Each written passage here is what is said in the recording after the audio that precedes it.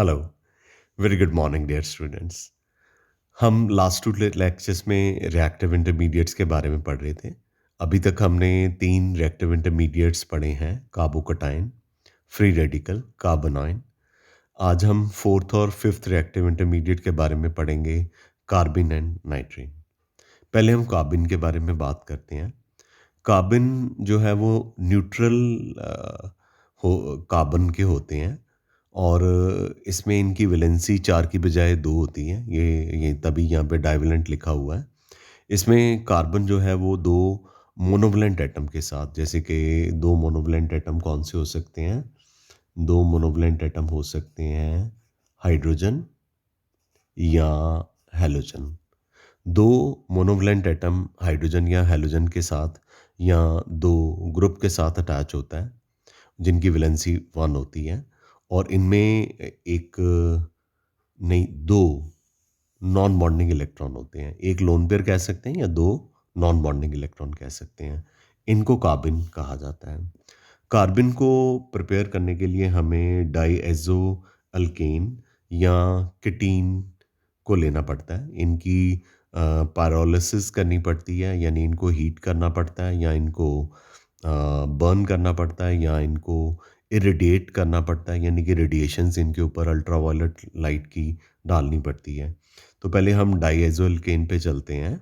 डाईएज़ो alkene CH2 double bond nitrogen double bond nitrogen होता है। जो बीच वाला नाइट्रोजन है उसके 4 बॉन्ड यूज़ हो गए हैं। नॉर्मली नाइट्रोजन अमोनिया में क्या होता है NH3, तो 3 ही कोवलेंट बॉन्ड बनाता है। जब नाइट्रोजन 4 बॉन्ड बना लेता है तो नाइट्रोजन के ऊपर पॉजिटिव चार्ज आ जाता है।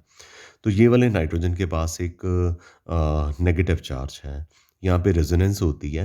ये वाला नेगेटिव चार्ज ख़त्म करने के लिए ये लोन पेयर जो है वो यहाँ पे शिफ्ट कर जाता है। तो एज ए रिज़ल्ट इस नाइट्रोजन नाइट्रोजन पे के बीच में ट्रिपल बॉन्ड आ जाता है और यहाँ पे नेगेटिव चार्ज ख़त्म हो जाता है और ये बॉन्ड इधर शिफ्ट कर जाता है, क्योंकि रेजोनेंस में ऐसे ही होता है कि लोन पेयर या पाई बॉन्ड जो है वो मॉलिक्यूल के एक पार्ट से दूसरे पार्ट में मूव करते हैं और region of low electron density and high electron density create करते हैं। लो इलेक्ट्रॉन डेंसिटी मींस जहाँ पे पॉजिटिव चार्ज हो, हाई इलेक्ट्रॉन डेंसिटी जहाँ पे नेगेटिव चार्ज हो। तो आपके पास ये रेजोनेटिंग स्ट्रक्चर आ जाता है। जब आप इसे इरिडिएट करते हैं या हीट करते हैं, ये नाइट्रोजन के ऊपर तो पॉजिटिव चार्ज है ही है, तो ये बॉन्ड अगर टूट जाए तो नाइट्रोजन यानी नाइट्रोजन आपके पास आ जाएगा N2 और ये हमारे पास CH2 आ जाएगा और ये इसका एक क्या है? ये इसका एक लोन पेयर या 2 नॉन बॉन्डिंग इलेक्ट्रॉन है। इसे मिथिलीन कहा जाता है और ये मिथिलीन नाम का कार्बीन है। ठीक है? ज़रूरी नहीं कि मिथिलीन कार्बिन भी कार्बिन ही होते हैं। अगर यहाँ पे CCl2 लगा होता तो वो डाइक्लोरोकार्बिन हो जाता। अच्छा, ये कीटीन है। कीटीन में इसकी इरिडिएशन करने से या इसको हीट करने से हमें मिथिलीन कार्बिन और CO यानी कि कार्बन मोनोऑक्साइड जो है वो मिल जाता है। ये इसके अलावा नोट मैं यहाँ पे लिख देता हूँ। अनदर इम्पॉर्टेंट कार्बन, एक और इम्पॉर्टेंट कार्बन जो है इज डाइक्लोरोकार्बन।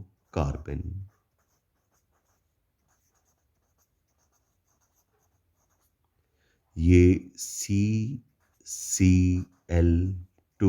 होता है। ये मैंने डेलिबरेटली करवाया है क्योंकि मुझे ना ये +2 के अंदर रीमर टेमन रिएक्शन एक करवाना है। वहाँ पे मुझे ये वाला कार्बिन जो है वो रिक्वायर्ड है, डाइक्लोरोकार्बन। इसके बिना इसका मैकेनिज़्म होता नहीं है और ये जेईई मेंस में तो डाइक्लोरोकार्बन के बारे में बहुत बार पूछा गया है। वो रिएक्शन जब करेंगे तो इसमें बहुत डिटेल डाइक्लोरोकार्बन की आएगी। तो कार्बन बेसिकली जो रिएक्टिव इंटरमीडिएट हैं वो तो मतलब एनसीईआरटी और उसमें या और कई किताबों में रिएक्टिव इंटरमीडिएट जो हैं वो पहले 3 ही कराते हैं जो मैंने आपको करवाए हैं। कार्बिन और नाइट्रीन को शायद वो टच नहीं करते। लेकिन कॉम्पिटिटिव पॉइंट ऑफ व्यू से पढ़ रहे हो तो कार्बिन करना ही है, कार्बिन को नहीं छोड़ना। मतलब अभी 11th स्टैंडर्ड में इतना पता होना चाहिए कि कार्बिन में एक कार्बन होता है, 2 मोनोवैलेंट एटम हाइड्रोजन 2 या 2 हैलोजन के साथ अटैच होता है और एक लोन पेयर मुँह से निकल जाता है या 2 नॉन बॉन्डिंग इलेक्ट्रॉन यहाँ पे होने चाहिए। ये कार्बिन होता है। कार्बिन की टाइप्स अब हम पढ़ेंगे। तो कार्बिन की टाइप्स जो हैं अ, 2 होती हैं, singlet carbon and triplet carbon. लेकिन उससे पहले I would definitely like to tell you कि कार्बन्स जो हैं वो शॉर्ट लिव्ड हैं, रिएक्टिव केमिकल स्पीशीज़ हैं और इनके वैलेंस इलेक्ट्रॉन 6 होते हैं। तो इसका मतलब इसके पास ऑक्टेट से 2 इलेक्ट्रॉन कम हैं। इनका ऑक्टेट नहीं कंप्लीट, तो जिनका ऑक्टेट नहीं कंप्लीट वो इलेक्ट्रॉन को एक्सेप्ट कर सकते हैं। जो इलेक्ट्रॉन को एक्सेप्ट करते हैं उनको लुईस एसिड कहते हैं और जिनका ऑक्टेट नहीं कंप्लीट वो इलेक्ट्रॉन के ऊपर अटैक करते हैं, इसलिए इनको इलेक्ट्रोफाइल्स भी कहा जाता है। So far as carbons are concerned, carbons की 2 टाइप्स होती हैं, एक सिंगलेट कार्बन होता है और एक ट्रिपलेट कार्बन होता है। तो ये हमने इसका ऑर्बिटल पिक्चर बनाया हुआ है। ये कार्बन है बच्चे, ये 2 मोनोवैलेंट एटम या मोनोवैलेंट ग्रुप के साथ अटैच हैं। यहाँ पे आर हो सकता है, हाइड्रोजन हो सकता है और यहाँ पे क्लोरीन भी हो सकता है और क्लोरीन भी हो सकता है। मतलब हैलोजन भी हो सकता है, फ्लोरीन को छोड़ दें तो। यहाँ पे एक नॉन बॉन्डिंग इलेक्ट्रॉन्स दिखाए गए हैं इस ऑर्बिटल में और ये एम्प्टी 2p ऑर्बिटल है। sp2 हाइब्रिडाइजेशन आप देख सकते हैं, ये प्लेनर है। तो इसकी शेप तो लोन पेयर को नहीं देखते, जब शेप देखते हैं तो यहाँ से देखते हैं। तो इसकी जो शेप है वो बेंड स्ट्रक्चर है। ये जो आर है, हाइड्रोजन भी हो सकता है और हैलोजन भी हो सकता है। ठीक है? ये सिंगलेट कार्बन है। क्योंकि इसका जो स्पिन निकाला गया है, उसका आंसर 1 आता है। वो कैसे आता है वो मैं आपको बताता हूँ। ये जो 2 नॉन बॉन्डिंग इलेक्ट्रॉन यहाँ पे दिखाए गए हैं, एक की स्पिन क्लॉकवाइज़ है, एक की स्पिन एंटी क्लॉकवाइज़ है। तो स्पिन एंगुलर मोमेंटम निकालने के लिए फ़ॉर्मूला है समेशन 2s+1। तो ये 2 इलेक्ट्रॉन जो हैं एक ऑर्बिटल में हैं, एक की स्पिन क्लॉकवाइज़ है, एक की स्पिन एंटी क्लॉकवाइज़ है। जिसकी क्लॉकवाइज़ स्पिन है, उसको +1/2 लिख दिया है, जिसकी एंटी क्लॉकवाइज़ स्पिन है, उसको -1/2 लिख दिया है। इनको काट दो, तो s की वैल्यू कितनी आ गई? 0। जब s की वैल्यू 0 आ जाएगी, इस s की वैल्यू को यहाँ पे पुट करेंगे, तो हमारे पास s जो है, उसका आंसर कितना आ जाएगा? 1।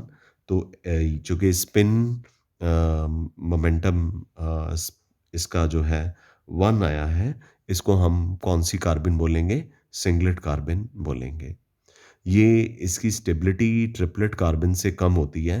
ये कॉम्पिटिटिव में बहुत पूछते हैं, सिंगलेट और ट्रिपलेट कार्बन में से ज़्यादा स्टेबल कौन-सा होता है?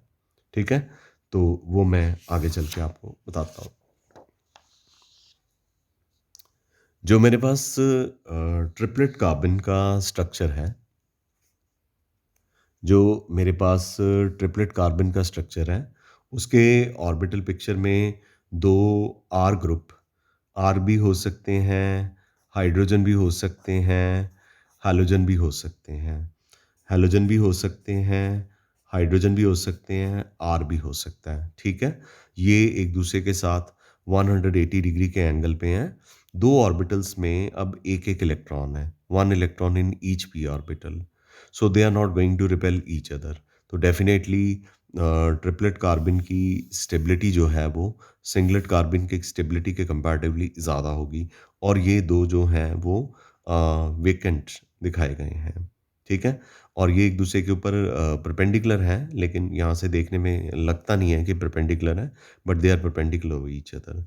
तो इसमें स्पिन मोमेंटम इसका निकालना है, स्पिन एंगुलर मोमेंटम निकालना है, तो ये मैंने 2p कि p x p y p z जैसे ले लिया, लेट अस अज्यूम, क्योंकि ये पी ऑर्बिटल में है, तो ये एक इलेक्ट्रॉन इसमें एक इसमें है। दे तो इसकी स्पिन जो है ये क्लॉकवाइज है, ये +1/2 हो गई, ये भी क्लॉकवाइज है, ये भी +1/2 हो गई।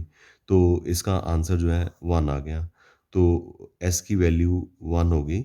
1 को मैं इसमें पुट कर दूं, 2 इंटू 1 +1 3 हो गया। तो इसका एस का आंसर 3 आया। तो इसको कौन सी कार्बन बोलेंगे? Triplet carbon. तो ट्रिपलेट कार्बन जो है is more stable as compare to singlet carbon. I am sure this is clear to you guys. Reactive intermediate में अब मेरे पास जो last thing that I have to talk about is that is last reactive intermediate मेरे पास जो बचा है, नाइट्रीन। नाइट्रीन जो है न्यूट्रल, नाइट्रीन जो है वो न्यूट्रल मोनोवलेंट नाइट्रोजन स्पीशीज है, जिसमें नाइट्रोजन के ऊपर 2 अनशेयर्ड पेयर ऑफ इलेक्ट्रॉन है। ये देखिए, ये है नाइट्रीन, इसके ऊपर 2 लोन पेयर ऑफ इलेक्ट्रॉन है, और ये एक मोनोवलेंट एटम के साथ यानी आर के साथ अल्काइल ग्रुप के साथ अटैच है। इनको नाइट्रीन कहा जाता है। इसको प्रिपेयर करने के लिए हमें ये मैंने बताया था अजाइड होता है। अगर नहीं पता तो अब आपको बता देता हूँ।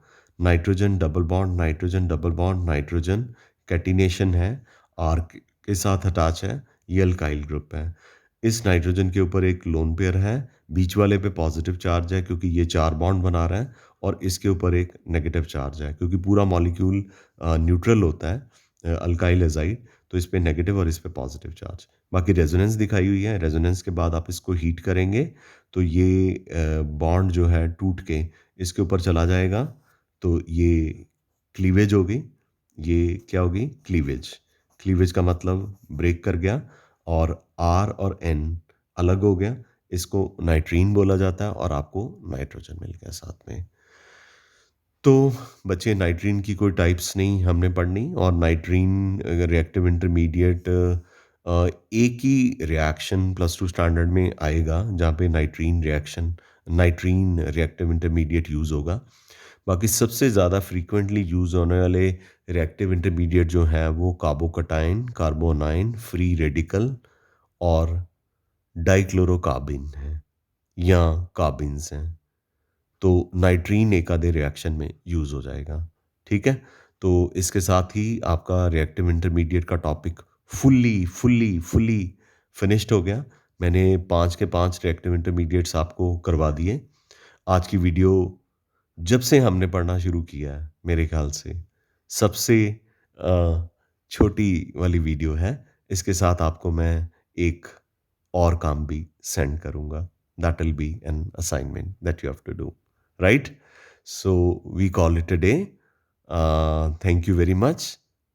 और आप इसको रिएक्टिव इंटरमीडिएट्स को बहुत अच्छे से कीजिए।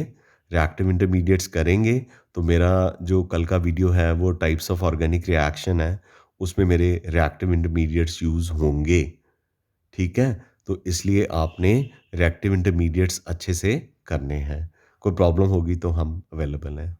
होमवर्क आज बहुत सारे बच्चों ने करके दिखाया। जब जब आपको पुश करते हैं कि होमवर्क करो, होमवर्क करो, होमवर्क करो, तो आप करते हो। जब नहीं कर कहते तो फिर आप बाकी जो है शायद सब्जेक्ट्स पे ज़्यादा कॉन्संट्रेट करने लग पड़ते हो।